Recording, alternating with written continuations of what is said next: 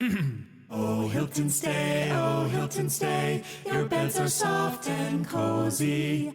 No lumpy couch, no stiff futon, no shower line at crack of dawn. Oh, Hilton stay. When you want holiday comfort you can count on, it matters where you stay. Enjoy comfortable rooms and friendly service when you stay with Hilton instead. Save up to 25% this season when you book with Hilton. Hilton for the stay. Terms apply. Hey, the vibes are slipping. I think it's time to bring out the Velveeta shells and cheese. The holidays are a time to go all in on indulgence. Headline your meals with the rich, creamy meltiness of Velveeta shells and cheese and satisfy your holiday cravings like no other. Bring that main course energy to your side dish. Celebrate extra with Velveeta these holidays. When the holidays start to feel a bit repetitive, reach for a Sprite Winter Spiced Cranberry and put your twist on tradition. A bold cranberry and winter spice flavor fusion, Sprite Winter Spiced Cranberry is a refreshing way to shake things up this sipping season. And only for a limited time. Sprite, obey your thirst. I'm Joe Diaz, Afar co-founder, and welcome to View from Afar, a podcast that spotlights the people and the ideas shaping the future of travel.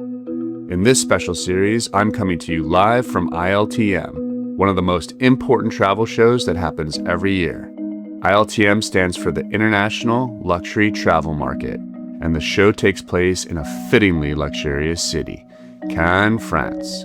The conversations that happen here influence how we think about travel for years to come. Afar editor-in-chief Julia Cosgrove and I sat down with leaders across the travel industry, from visionary hoteliers to destination innovators, to discuss the trends, challenges, and ideas that are driving hospitality forward. We want to understand what truly motivates these leaders, how their personal stories, values, and visions shape the experiences they create for travelers. Be sure to follow the show to hear all our conversations from ILTM. In this episode, I'm sitting down with Anant Sharma, the founder and CEO of Matter of Form, a luxury design consultancy that's built or rebuilt branding for travel clients like Ama Waterways, Belmond, Accor, and many more. But Anant has a deep desire to dismantle and reframe the modern conception of luxury, a topic he addresses on his own podcast, What the Lux. A self-avowed futurist, Anant puts craftsmanship, adventure, and clear-eyed creativity at the forefront of everything he does. Whether that's transforming a safari business into a safari brand that can last a lifetime, or bringing a heritage train's brand story into the present to help it fuel ambitious growth. We'll dig into it all today, and again on a forthcoming podcast with Anant, because as you're about to hear, we didn't have nearly enough time to get into, well, everything. Anant Sharma, Matter of Form, in the house. Great to be here, man. Yeah, ILTM, day 2. It's great. Excited to have this conversation with you today. So am I. We caught up a little bit last night. Today's going to be a little bit about talking business. Talking business. Yeah, we like wait. to do that. So when you look back at the early days of Matter of Form, what problem were you trying to solve, and how has that evolved in the world? So the problem I was solving for was chronic unemployability. All my life, I had a terrible relationship with authority figures. I got kicked out of many schools, and I got up to all sorts of devious entrepreneurial activities prior to setting up Matter of Form. In a serious note, I just needed to feel like I was making something. And then, listen, with the business and why we were set up, I loved magazines growing up. I loved reading. I loved print design. I loved words on page. I love photography and art direction. So that's the first thing I loved. The second is I also became quite interested in computers and technology. So when Matter of Form started, it was driven by a love of design, an interest in technology, and also a fascination with human-computer interaction. I was actually quite interested in operating systems, like Windows, and then how the Mac took over, and the design focus on the Mac. And, I grew up in an era, where I looked up to the Johnny Ives of this world, So that led me to set up a business where we actually did nothing to do with what we do today. The business that I set up was an incubation company. So I had a portfolio of various businesses across sectors that we would build for a discounted fee, and we would keep equity. And why did you evolve the business to where it is today? And just tell us a little bit about what that business is. So Matter of Form today is a luxury-focused brand, customer experience, and content transformation business. So we're about 60 people. We work across the world. About half our revenue comes from the US. About half our revenue comes from the Middle East and Asia. 5% of our revenue comes from the UK, which is where we're headquartered. Isn't that ironic? Yeah. Maybe we'll go into that later. But that's what we do today. It was nothing to do with what we started. So what happened is we went from an innovation business doing this type of thing to doing innovation for bigger organizations. But bigger organizations, the work you do, it tends to be less innovative. It tends to be helping get their head above water. So our company branched into two places. One was doing e-commerce. So we did the e-commerce transformations for a lot of high street retailers, Karen Millen, LK Bennett, people like this. We gravitated towards luxury brands because we were quite brand sensitive. We were empathetic. We understood content. We understood things that blunt instrument digital agencies didn't. And then at a certain point, we won the pitch for Aman Resorts. And that was probably about 12 years ago. And we won the pitch to Adrian Zecker's team. I remember flying to Singapore and pitching to them at a time where they used to take all their bookings by telephone. And it was really backward. Every brand in the Aman portfolio looked different. And anyway, and then this whole thing with Vladimir Doronin bought the business. And that thing played out like a serial drama. I mean, it's worth anyone interested in Aman as a brand to just go back and look at what happened. There was like fraud, threats, and another guy called Omar Amanat, he got involved in this like very messy acquisition. There was some big question marks over how the whole thing played out. We then repitched to Vlad. We actually won the pitch again, which was fairly unprecedented because they wanted to effectively get rid of most of the previous team and partners. And we went on a journey with Aman for 10 years, a content and digital transformation journey, and then we took over parts of the brand strategy as well. So that was our foray into hospitality. That's where we found our passion. We already were doing big projects in retail and fashion, but I realized I just didn't have as much of a passion. You gravitate towards the things that work for you. And I knew that the hospitality industry was just something that filled me with joy. I think it's an incredible industry. It's full of amazing people. It's global, cultured, curious, and with a level of intellectual acumen and an abundance mindset that is missing from other industries that were cattier. After Oman, we won Belmond. We ended up working with Como. We worked with Mandarin, we worked with Jumeirah, we worked with most of the major hotel groups, but also a lot of the incredible passion projects that sit in between.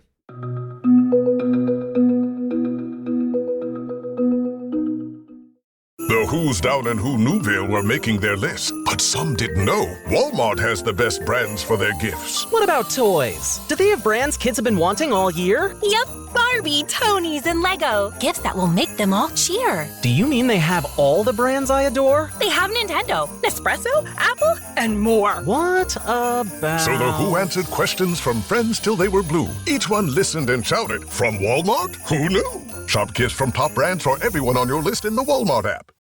We find Vecna, we end this once and for all, together. On December 25th. We have a plan. It's a bit insane. Everyone in? He knows where we are.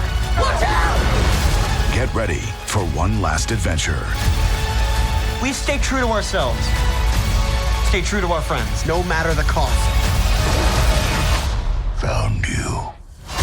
Stranger Things, Season 5, Volume 2 begins December 25th, only on Netflix. This episode is brought to you by Indeed. You're ready to move your business forward, but first, you need to find the right team. Start your search with Indeed Sponsored Jobs. It can help you reach qualified candidates fast, ensuring your listing is the first one they see. According to Indeed data, sponsored jobs are 90% more likely to report a hire than non-sponsored jobs. See the results for yourself. Get a $75 sponsored job credit at Indeed.com/podcast. Terms and conditions apply.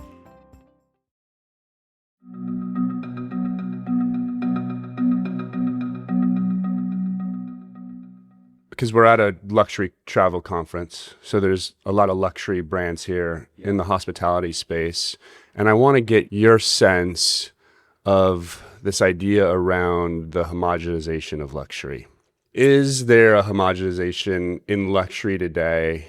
And what do brands need to do, if that's true, to fight against that? Well, look, let's start by painting some market context. We've got 8% compound annual growth, roughly, depending on who you speak to. You've got a market that's worth, 1.38 trillion, I think. You're talking about the travel. I'm talking about luxury travel. Luxury travel. And it depends how you slice it up. Sure. But it's a big market. Obviously, consultants will get up on stage and say what a good thing that is. And it's good for them because there's more business. It's not so good, actually, if you're in the industry because, yes, it's a big market, but also there's a lot of competition and there's a lot of people trying to describe these amazing sensorial experiences in words that often sound quite similar. I can basically say a billboard out of the window that talks of the art of luxury, elevated experiences, being in the heart of X, Y, or Z. The industry is awash with cliche. And the key problem is this. You can't tell people how to feel.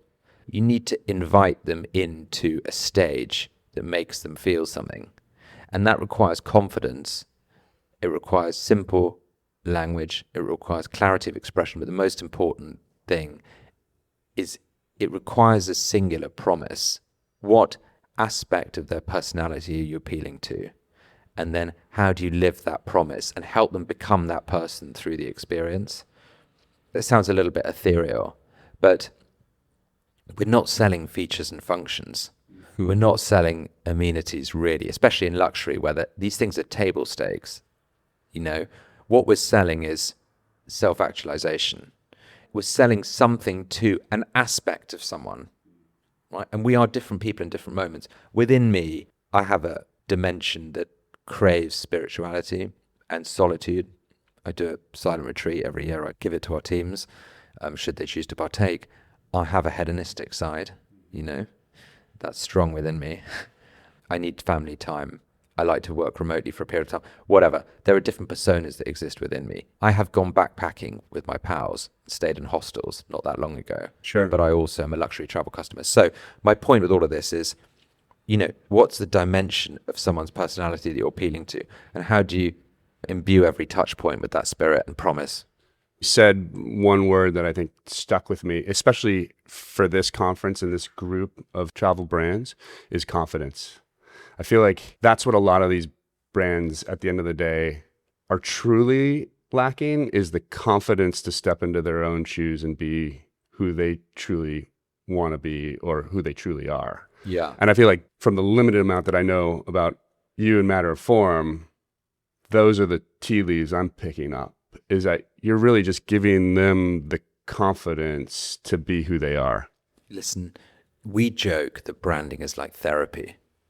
And there are some companies, creative companies who exist in my world, who think that great creativity is about pulling back the black cloth and telling people how they should be. But we work with people who are very intelligent and highly creative. Our value is three things. The outside perspective, right? Because anyone, no matter who you are, when you're within the business, fails to see wood for trees. You think things are special that have become table stakes.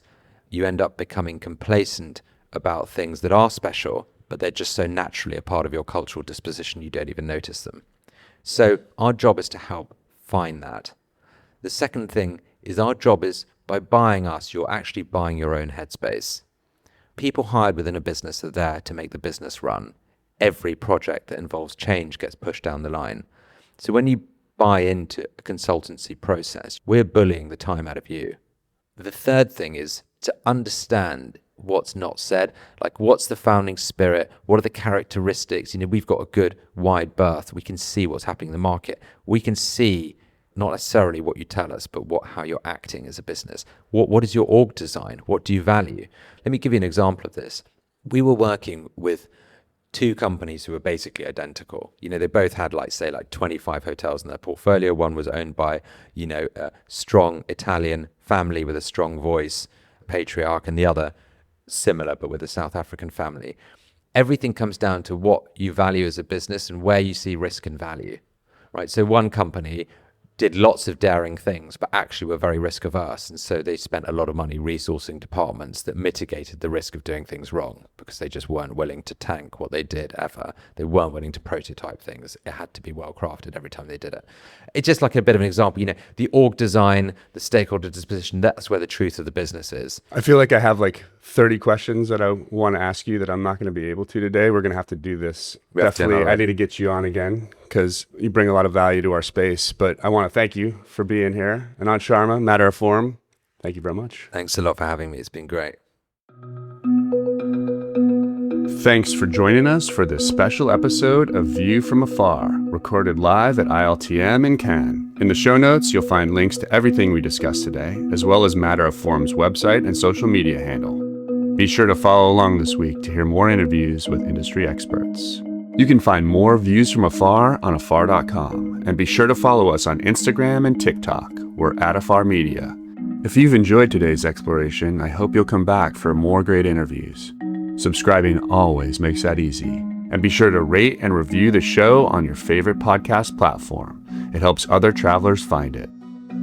This has been View from Afar, a production of Afar Media.